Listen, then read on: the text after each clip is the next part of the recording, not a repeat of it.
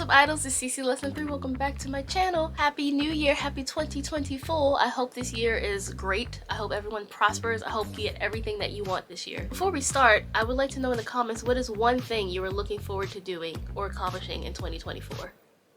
I got a lot. Now for this story time, I'm not gonna lie, at first I was a bit skeptical because right around the time when I got this email, I got another DM on Instagram.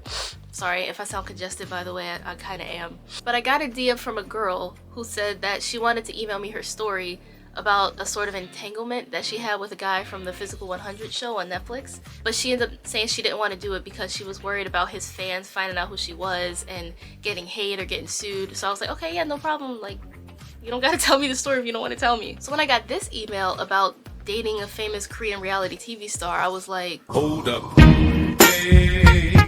By the way, for the channel members, I uploaded a little bit extra tea for y'all. If you've seen on our Discord, I've kind of talked recently about someone I've been seeing for a few months now.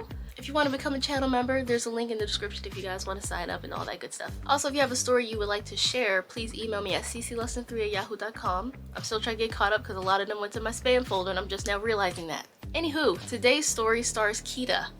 Yeah, she's one of the lesser known Disney characters, and she had a very interesting experience in Seoul. We've heard time and time again how stressful life is in Korea, the work expectations, the academic expectations, societal expectations. So one thing that is just very prevalent in Korean society is clubbing and drinking the night away.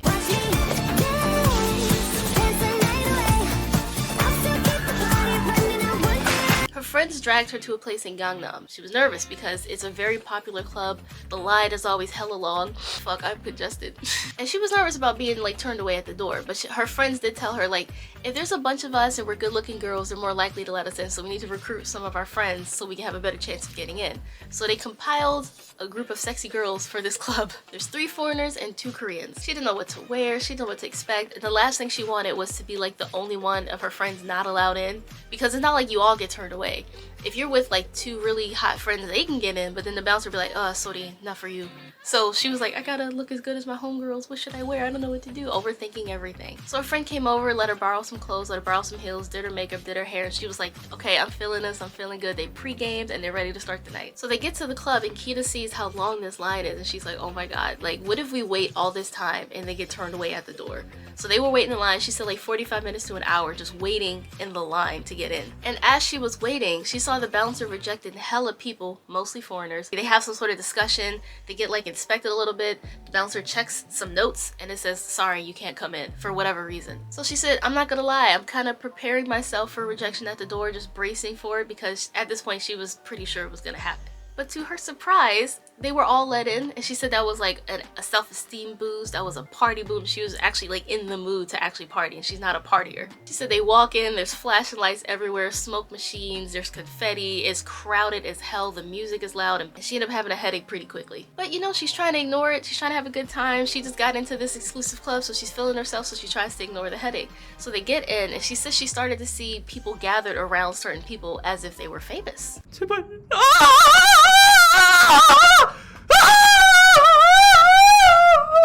Now she didn't recognize anyone. She was just like, I wonder who that is, because people had their phones out and they were gathered around these people trying to take selfies, recording certain people, and she doesn't recognize any of them. Now because she didn't recognize any of these people, she kind of ignored it and just wanted to dance because she knew she didn't want to be here for a long time. She wanted to be there for a good time. So they're dancing, they're looking good, and soon people start to kind of stare at them and hype them up.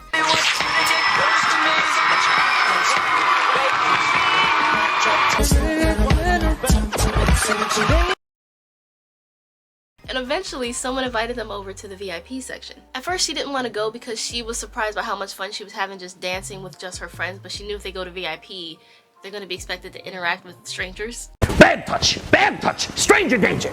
But her other 4 friends were eager to go, and therefore she was outnumbered, and she reluctantly went over with them to VIP. Now once they get to the VIP section, 2 of her friends started to freak out, and she's like, what's going on?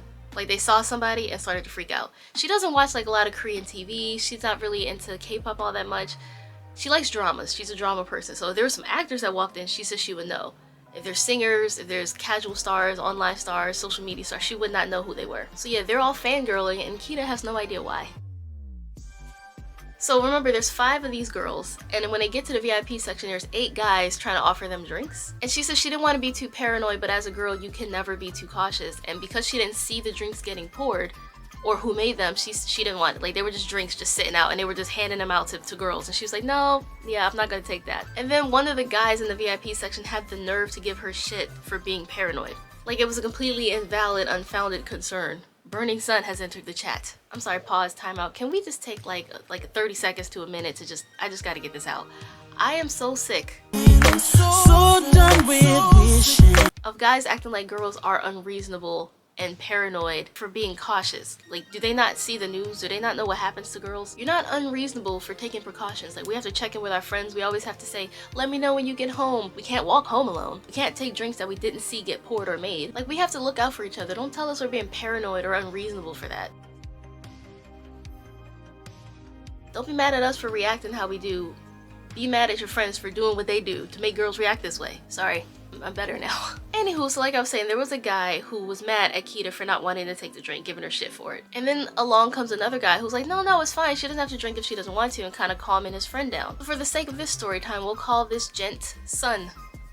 I don't know, I was just thinking of Burning Sun. We'll call him Sun. But Sun was nice, and she thought he looked kind of familiar, but she couldn't quite place where she may have seen him. And he did try his best to speak English to her, but she thinks that her Korean was better than his English. She said first thing she noticed is he was cute as fuck, but then again, the club was full of a ton of cuties. Everybody was cute. That's how they got in the club. And he asked her if she wanted to dance, and she was pleasantly surprised because she was having fun dancing and she did not want to be in this VIP section. So she's like, yes, please take me back to the dance floor. Get away from this gaslighting asshole in VIP. So she said, like, for the most part, Sun kind of swayed and had his hands up playfully, like, ooh, ooh, ooh, ooh. Like, not getting too close, not dancing, not doing too much. He seemed very sober. And then she said they played Bang Bang Bang by Big Bang, and he went off just bang bang bang. She said something switched and he was suddenly so energetic and playful, and she really liked to see that side of him. And once the song ended, he went up to her and asked her if she was single. She was like, oh yeah, I'm single, why do you ask? He said, I'm just curious why you're single, like how's that possible? Akita says she's very busy with her studies and most Korean guys don't take foreign girls seriously. And for some reason, Sun's like, what? What do you mean? How is that possible? He's like, what makes you say that? That's not true. So then Kita explained how she's seen so much content online, she's heard the stories from her friends, she's experienced it herself, where Korean guys just want fun with foreign girls. They very rarely want to take them seriously, and she's not into fun like that with a casual person. So then she said he kind of looked ashamed and apologized to her and said he wanted to show her that they're not all like that. Don't they always say that right before they show you that they're exactly like that? So then he said he'd like the chance to take her out and prove that that mindset is wrong. It's not true. So Kita wanted to clarify. She was like, wait, you want to take me on a date? And he said, yeah, if you're free. Now she wanted to say yes, but part of her hesitated because he was like very attractive. And I can relate. I find it kind of hard to trust like a really pretty boy. I just assume I got pros. I got pros in different area codes. So he said, you don't have to decide right now, but please let me know before you leave the club. So she said, fine, like, okay, deal. So they're dancing some more, they're drinking a little bit more. Her headache started to go away, which was weird because she thought alcohol would make it worse. And as they were dancing, there were like 2 girls on 2 separate occasions who kind of came up and just stared at him and took their phone out and recorded him. And she wanted to ask him so badly, like, is he famous? Like, is he on social media? Is he like an actor? Does he do music? Like, what is up with all this attention from girls? She wanted it to come up naturally without being the one to have to ask him, because then if she's like, yeah, I'll go on a date with you, she didn't want to seem like she was doing it for the clout. So she just wanted to act all casual and be very aloof. The one thing she said she really liked about dancing with him and spending time with him is she felt no pressure with him whatsoever. He wasn't like trying to get her to drink. He wasn't getting too close. He wasn't trying to... Can I help you, sir? Can I help you, sir?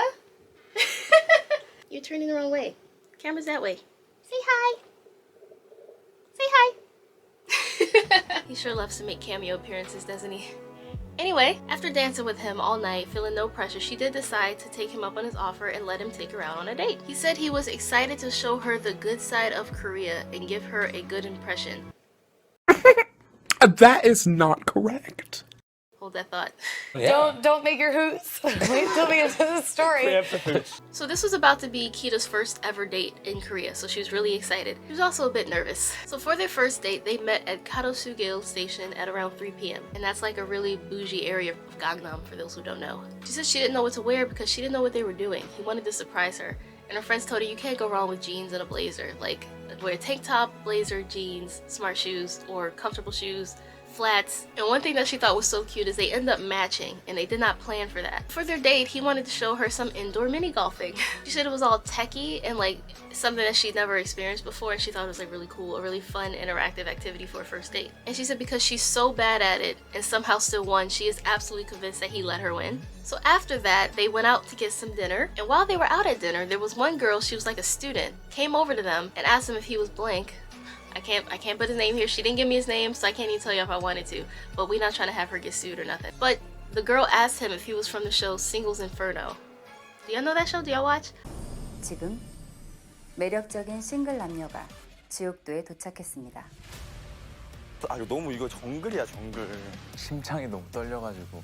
와, 지옥대는 그렇게 안 같은 시간이. 여기서 내가 사랑을 할 수 있을까? 여기는 세상에서 가장 핫한 지옥, 솔로 지옥입니다. I haven't watched the new season yet. I kind of don't like it all that much, but I'm familiar with the show. So he said, yeah, I am. I'm sorry, but I'm kind of on a date right now. So now Kita knows where he's from.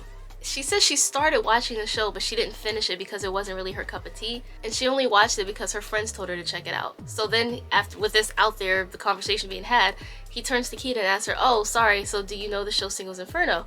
She said, yeah, I've heard of it. I've seen a few episodes, but I didn't really finish it. I didn't want to watch. It's also kind of sinking into her that she's having dinner with a celebrity right now. Yeah! And then she's like, oh my god, no wonder he's so cute. So then Sun starts talking about what it's like behind the scenes, what it's like on set, how long it took to film, giving her all this information she didn't really ask for. So then he asked her like why she didn't finish watching, what she didn't like about the show.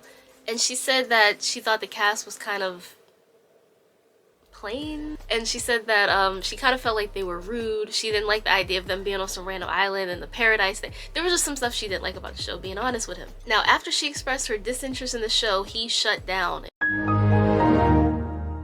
It was like a totally different person she was out having dinner with. She had to force the conversation out of him, and when she finally just said, are you okay? Like, is something wrong? He said, no, yeah, I'm fine. Why the fuck you lying? Why you always lying? So then it got back to being quiet. So they're just awkwardly sitting there at dinner, just...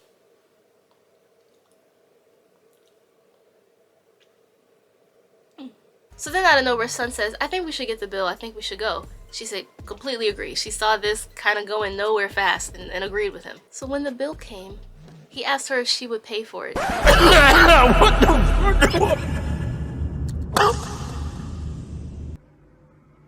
Boy, if you don't get... She said she was fine paying for herself, but asked why she should pay for him too. So then Sun said, why not? Because you'd expect me to pay for you, right? That's how women are these days. Such hypocrites.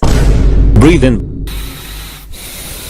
Boy. Many cultures and societies say it's the gentlemanly thing to do to treat on the first date or to pay for a woman. Now, you don't have to agree with that, but the first date, like, come on, son. I think it's a general rule that, like, on the first date, like, however you want to go it, usually the person who asked the person out is the one that should pay. Personally, I like to go Dutch on a first date because I don't want this dude to feel like I owe him anything. I'm more than happy paying for me, especially knowing I can get whatever I want and not feel guilty about how much it costs for the bill and it's on his dime.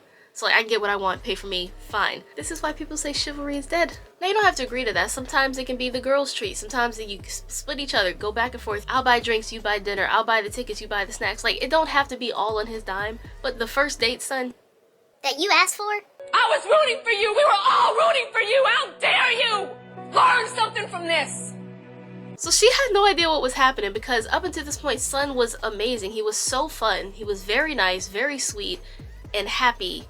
And suddenly he's being cold and distant and quiet and a little misogynistic. So she said, I'll pay for myself, but I'm not paying for your meal too. No way. Especially they're in Karosugil. It's like a bougie area. Things cost more there. He suggested it. So then he said, well, I guess we have a problem, don't we? You assume I'd pay for you, right? So then after dealing with his insults and his attitude, she said, wow, you must not be a real man, huh? Damn! Boy, that escalated quickly. And after that, he laughed and he got up and stormed off. He just left her with the bill. Woo! Y'all gon' make me lose my mind. Y'all gon' make me act a fool. Y'all gon' make me lose my cool. So yeah, Kita ended up paying for the bill because she didn't want to go to jail in Korea, so she paid for the bill. And she said it wasn't too expensive. It was more about the principle. She immediately called her friends from the club and she could not wait to tell them what happened. Of course, they're like, yo, blast him, put it on social media. Everybody needs to know about this. But she's like, look, I'm not trying to get sued. Like, I don't know if you guys know. Defamation lawsuits in Korea are notorious. It is so easy to sue someone for defamation. Like, if she told everybody about what had happened, he would be embarrassed. He would absolutely sue the shit out of her. She can't afford that. And she's a foreigner, so the law is not exactly on her side. And she said that's why she kept this email so vague, because she did not want to... And she said that's also part of the reason she kept this email so vague, because she didn't want him to see this and find out or connect the dots and be like, she's talking about me. No name, no hint. All we get is Singles Inferno. And there's 3 seasons, there's several guys, it could be anybody. She said any asshole who leaves a girl with a bill like that is not worth a second thought. And she thought that was the end of it. He stormed off. What else is there left to say? But later that day, she got a text from him, and all it said was, you fucking bitch, you all the same. What? Bro, what are you talking about, man?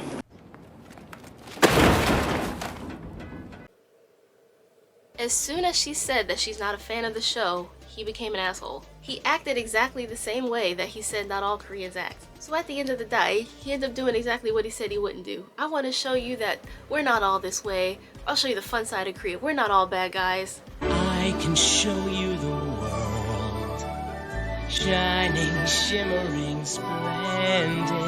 Ha! Got him! And of course they're not all bad guys, but like, this is a bad example of trying to disprove that. God, I want to know who it is, but I vaguely remember season 2. I don't really remember that much about season 1. Season 3 is airing now, or just finished, so I don't know who it could be, but I'm here for the tea. Kita girl, thank you so much. I hope you have better luck with like dating if you try again. I don't blame you if you don't. I'm over it over there too. If you want more story times like this, on the end screen that's about to pop up with the end credits, you're gonna see some playlists. I suggest you check those out. There's story times, there's rants, there's vlogs in Korea, so much more content. Thanks for sending in this email. Thank you guys for watching. If you did, remember to like, comment, share, and subscribe, and I will see you guys next time. Annyeong!